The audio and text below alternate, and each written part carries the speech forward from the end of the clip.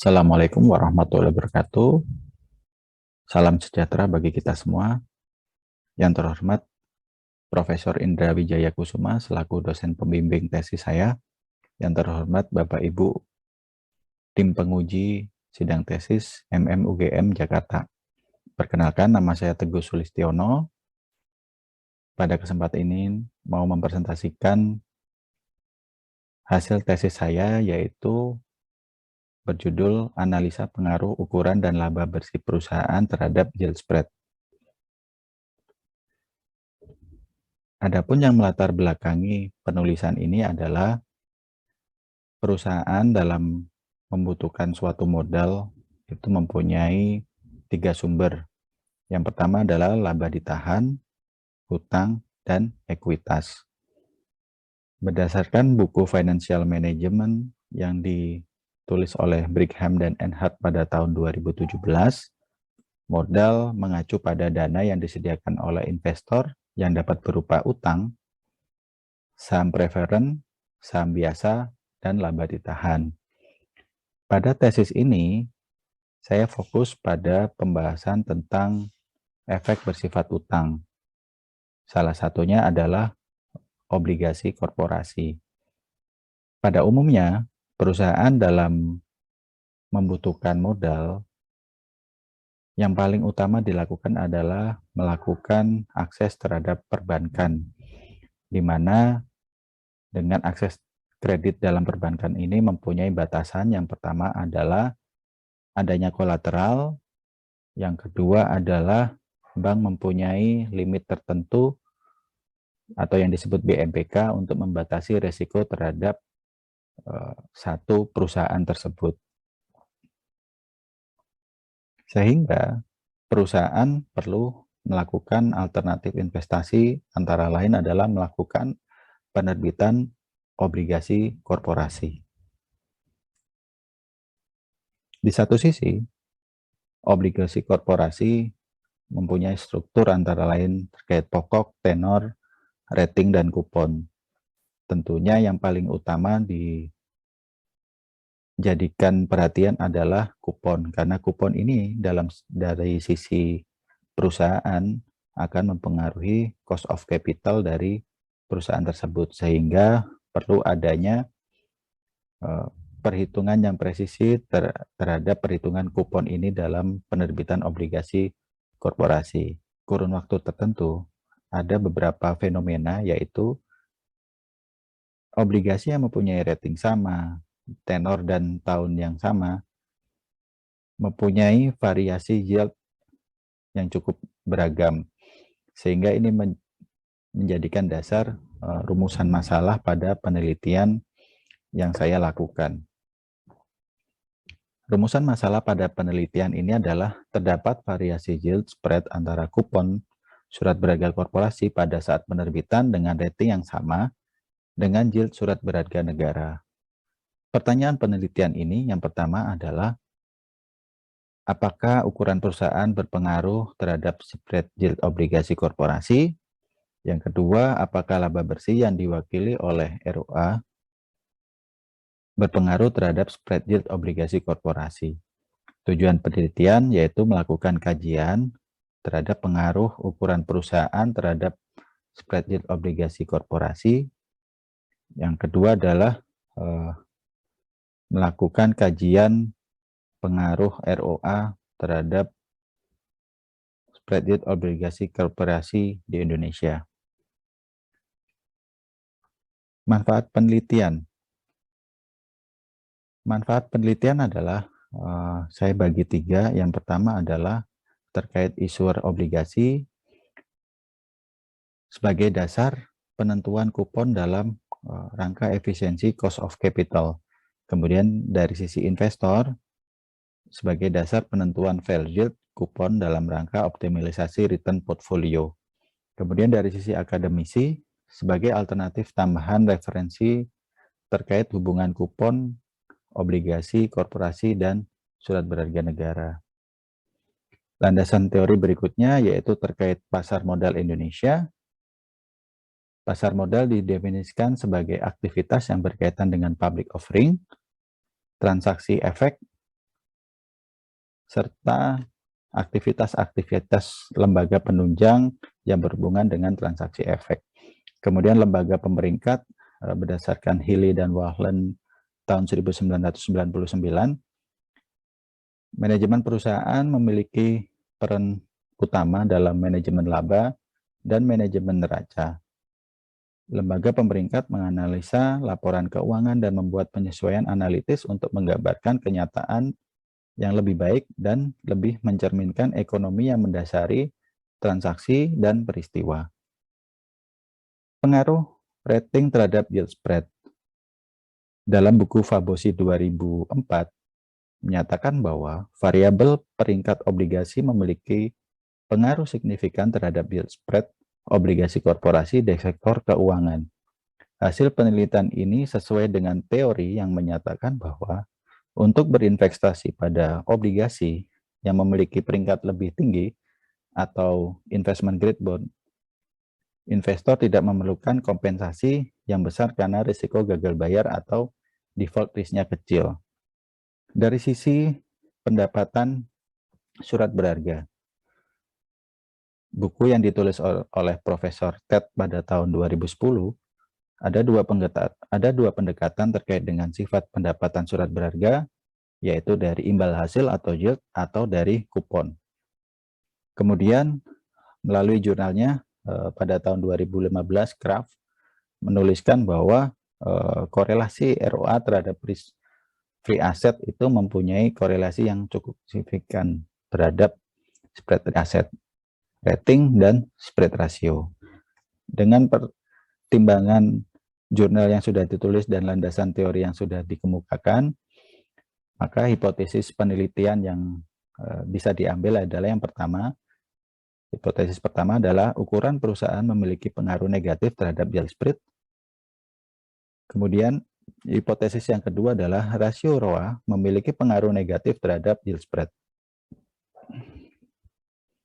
Metode penelitian. Kerangka pemikiran penelitian, peneliti melakukan percobaan terhadap variabel independen yaitu aset dan ROA, sedangkan ada variabel kontrol yaitu rating dan tenor, sedangkan variabel dependentnya atau Y-nya adalah yield spread. Model yang digunakan dalam penelitian ini adalah sebagai berikut. Yield spread sama dengan alfa plus beta 1 kali ukuran perusahaan plus beta 2 ROA plus beta 3 rating plus beta 4 tenor plus error. Dari variabel penelitian, maka ada beberapa cara yang dilakukan untuk mendapatkan angka-angka variabel independen dan variabel dependen serta variabel kontrol. Yang perlu digarisbawahi adalah yield spread. Jadi yield spread ini diambil dari selisih antara kupon obligasi korporasi pada saat IPO terhadap yield Sun benchmark pada saat penerbitan. Kemudian rating. Rating ini di dalam struktur obligasi berupa sifat kualitatif atau rating ya, sehingga perlu dilakukan konversi. Konversi yang dilakukan adalah melakukan rating AAA sebagai rating tertinggi itu pada angka 10 dan rating BBB- sebagai rating terendah pada angka 1. Data sampling. Populasi data yaitu obligasi korporasi yang tercatat pada Bursa Efek Indonesia. Sedangkan penentuan sampel bersifat purposive sampling dengan data IPO di Bursa Efek Indonesia pada tahun 2018 sampai dengan 2020. Berikutnya metode pengujian data panel. Karena data bersifat panel, maka yang dilakukan adalah melakukan uji asumsi klasik untuk memenuhi syarat base linear unbiased estimator, maka dilakukan uji multikolinearitas, uji heteroskedastisitas, uji normalitas. Kemudian melakukan uji regresi, yaitu melakukan uji T atau uji hipotesis. Uji F adalah uji kelayakan model. Hasil penelitian dan pembahasan. Berdasarkan pengamatan terhadap 133 obligasi korporasi, didapatkan variasi yield spread antara kupon dan surat berharga negara. Dari hasil pengamatan tersebut, selanjutnya dilakukan uji asumsi klasik.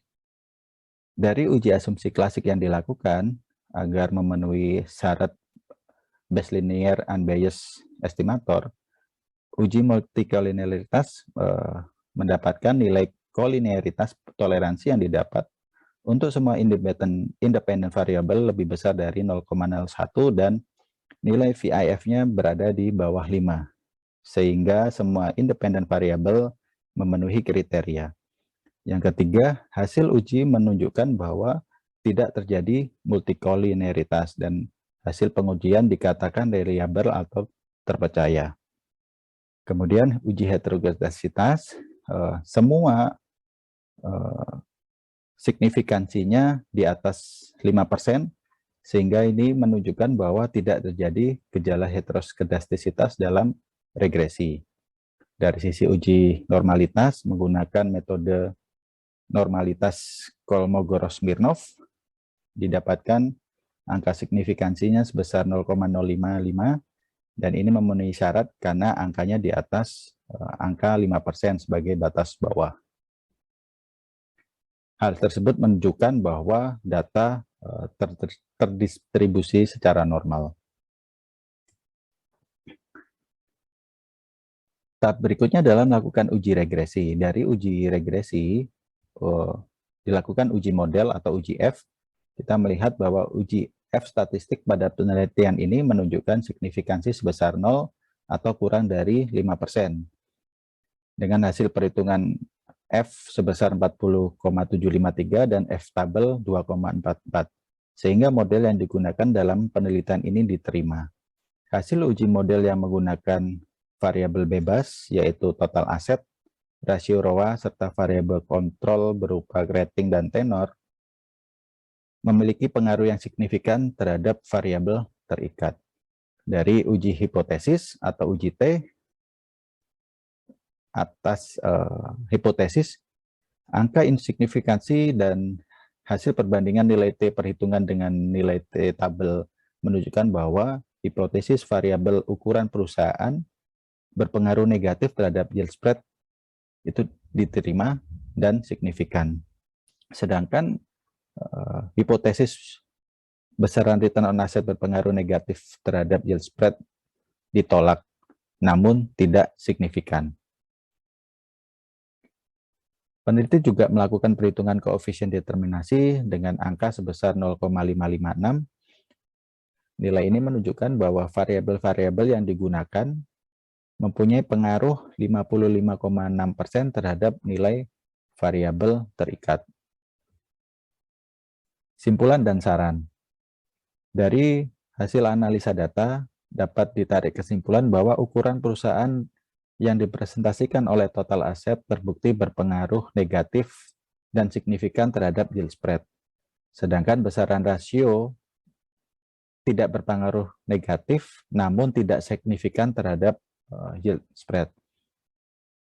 Kesimpulan ketiga, yield spread antara obligasi korporasi dengan surat berharga sangat dipengaruhi ukuran perusahaan penerbit surat berharga dibandingkan dengan rasio ROA dari perusahaan penerbit. Implikasi, hasil penelitian ini tidak sama dengan hasil penelitian sejenis sebelumnya, namun hasil penelitian ini menambah keyakinan pengguna kepentingan bahwa emiten dan investor dapat melakukan peninjauan kembali mengenai strategi valuasi terhadap kupon dengan mempertimbangkan ukuran perusahaan, ROA, rating, dan tenor obligasi korporasi. Perbedaan pendekatan pemeringkatan obligasi korporasi domestik dan internasional juga menjadi faktor penentu perbedaan hasil signifikansi uji hipotesis. Saran pertama adalah menambahkan variabel lain serta rasio keuangan lain yang relevan dengan keadaan perusahaan. Kemudian penambahan kurun waktu periode pengamatan, dan ketiga memfokuskan penelitian pada industri tertentu serta karakteristiknya agar dapat menggambarkan kondisi pada masing-masing industri yang sesungguhnya. Terima kasih, demikian presentasi hasil tesis saya. Saya ucapkan terima kasih. Wassalamualaikum warahmatullahi wabarakatuh.